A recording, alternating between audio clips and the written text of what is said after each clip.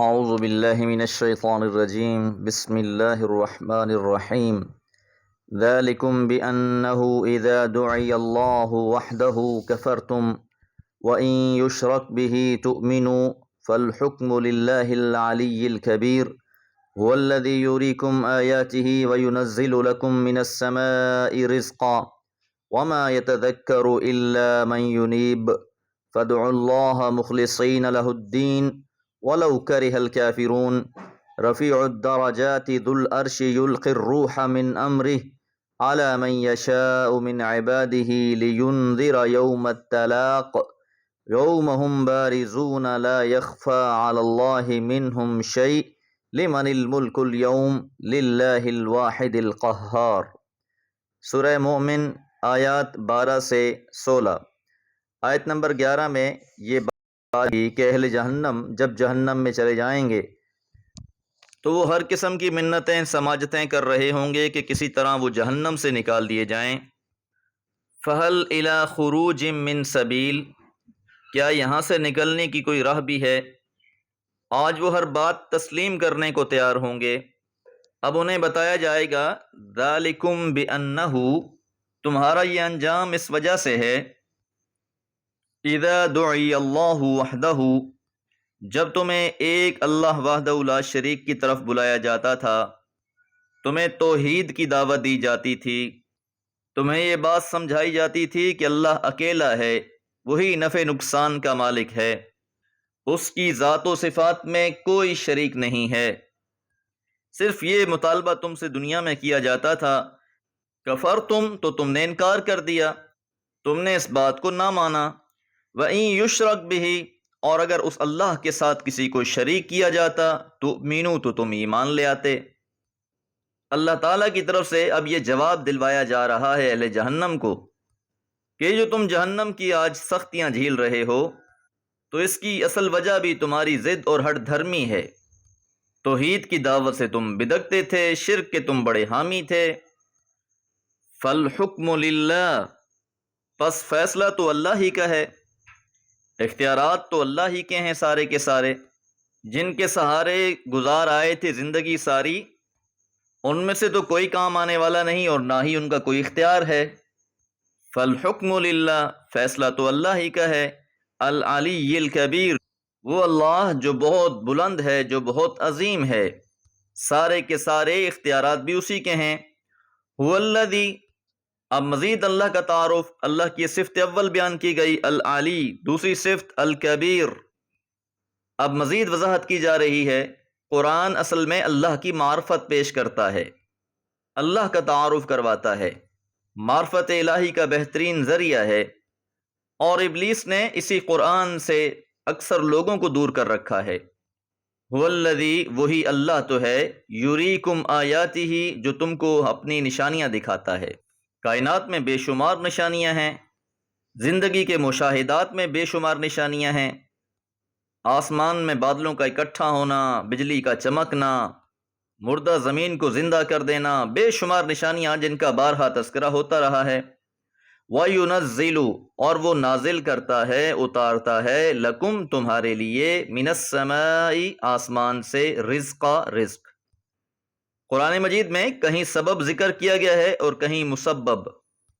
تو اللہ تعالیٰ آسمان سے بارش نازل فرماتے ہیں، پانی اتارتے ہیں۔ اگر زمین پر پانی نہ ہو تو کوئی بھی جاندار چیز زندہ نہ رہ سکے، انسان، چرند، پرند، حتیٰ کہ زمین پر کچھ اگے ہی نہ تو زندگی ممکن ہی نہ ہو۔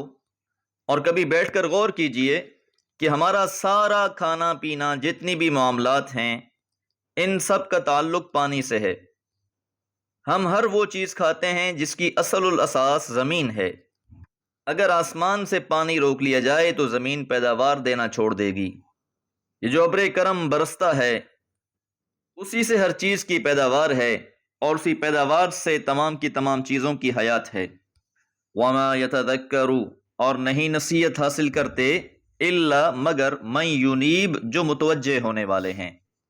جن کے دل غافل ہیں، غفلت میں پڑے ہوئے ہیں، انہیں کوئی پرواہ نہیں، لیکن جو لوگ توجہ کرنے والے ہیں، رجوع کرنے والے ہیں اللہ تعالیٰ کی طرف، غور و فکر کرنے والے ہیں تو ان کے لیے بہت بڑی نصیحتیں ہیں اس میں۔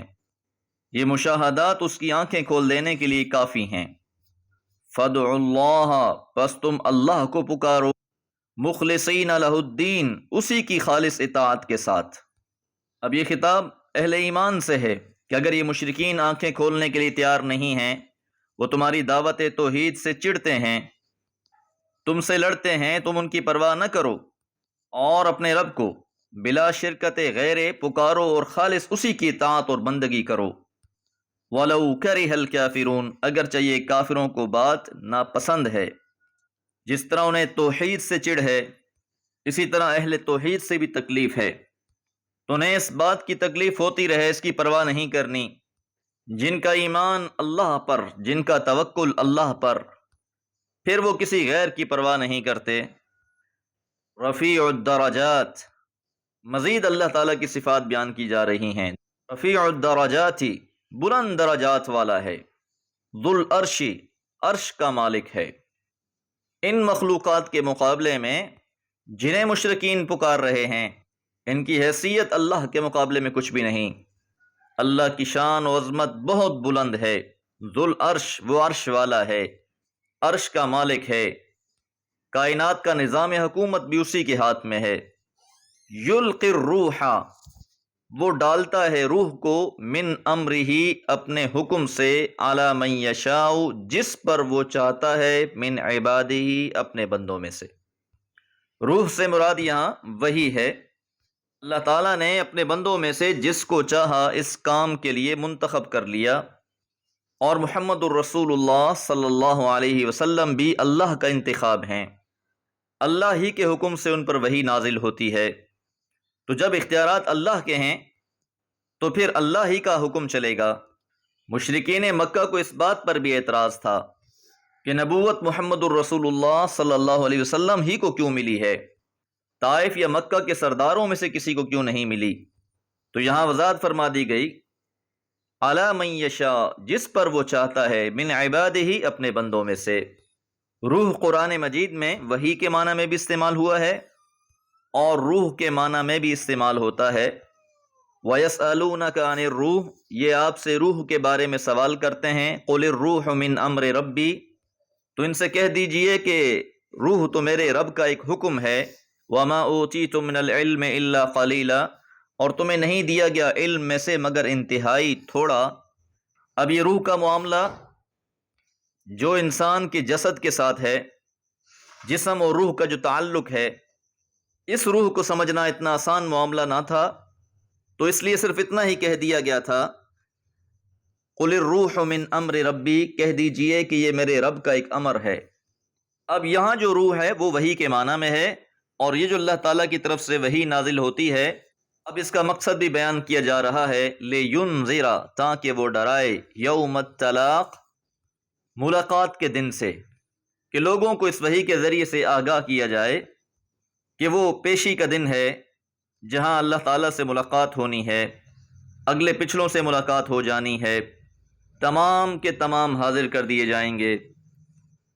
یوم ہم بارزون، جس دن وہ سارے سامنے ہوں گے۔ بارز، بروز، ابھری ہوئی چیز کو کہتے ہیں، زمین کے اٹھے ہوئے حصے کو بھی بروز کہتے ہیں۔ ہر انسان بے نقاب ہو جائے گا، انسان کا سارا ظاہر اور باطن اللہ کے سامنے بے نقاب ہو جائے گا۔ کسی کی کوئی بات ڈھکی چھپی نہیں رہے گی، کوئی غلط بیانی نہیں کر سکے گا، کوئی اپنے راز چھپا نہیں سکے گا۔ لا یخفی علی اللہ، نہیں مخفی ہوگی اللہ پر، منہم شیء، ان کی کوئی چیز، کہ تمام کے تمام انسان جمع ہیں اور ہر انسان کے سارے معاملات اللہ کے سامنے ہوں گے۔ پھر اعلان کیا جائے گا، لمن الملک، کس کے لیے بادشاہی ہے، الیوم، آج کے دن۔